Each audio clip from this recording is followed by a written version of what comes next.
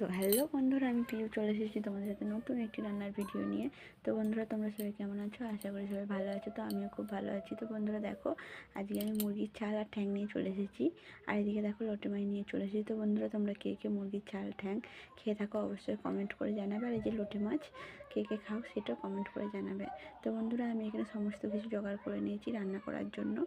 তো বন্ধুরা, এখানে আমি মুরগির ঠ্যাং আর ছাল নিয়ে চলে এসেছি রান্না করবো বলে। তো বন্ধুরা, এখানে আমি জানি অনেকেই মুরগির ঠ্যাং আর ছাল খেতে খুবই ভালোবাসে, কিন্তু কি বলে না, লোকলজ্জার ভয়ে কিছু বলতে পারে না, সেই রকম। তো এইগুলো শেয়ার করলে অনেক রকম বাজে কমেন্ট বা বাজে মন্তব্য করে, এই জন্য কেউ বলতে পারে না। তো আমার কোনো লজ্জা কিংবা ভয় কিছুই নেই, কারণ আমি ব্লগ ভিডিও বানাই। তো বেশিরভাগ রান্নার ভিডিওটাই তোমাদের সাথে শেয়ার করি। তো আমি শেয়ার করতে ভালোবাসি, আর আমি যেইগুলো সারাদিন করি তোমাদের সাথে শেয়ার করি বন্ধুরা।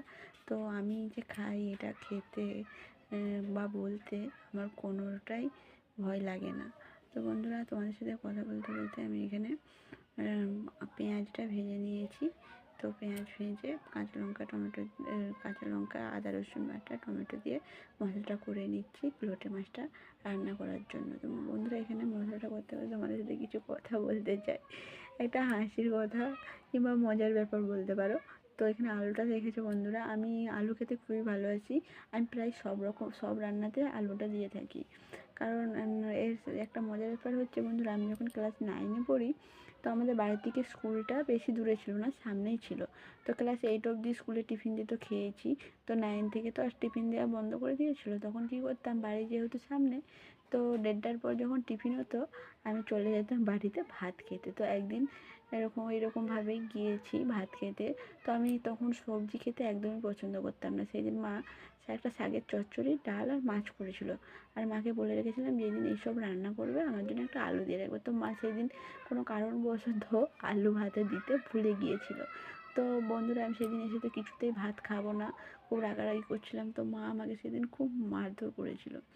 তো রেগে আমি 2 দিন ভাতও খাইনি। তো পরে বুঝতে পেরেছিলাম মা তো আমাদের সারাদিন আমাদের অনেক রকম কাজ করে থাকে, হয়তো মা তো ভুলে যেতেই পারে। তো পরে বুঝতে পেরেছিলাম বন্ধুরা।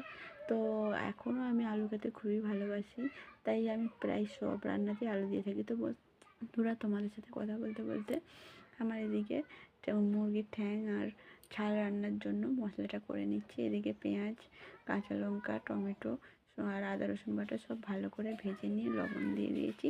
এবার এখানে হলুদ গুঁড়ো, লঙ্কা গুঁড়ো করে দিয়ে ভালো করে মশলাটা কষিয়ে নিচ্ছি বন্ধুরা। এবার মাংসটা দেখো এখানে দিয়ে কষানো হয়ে গেছে।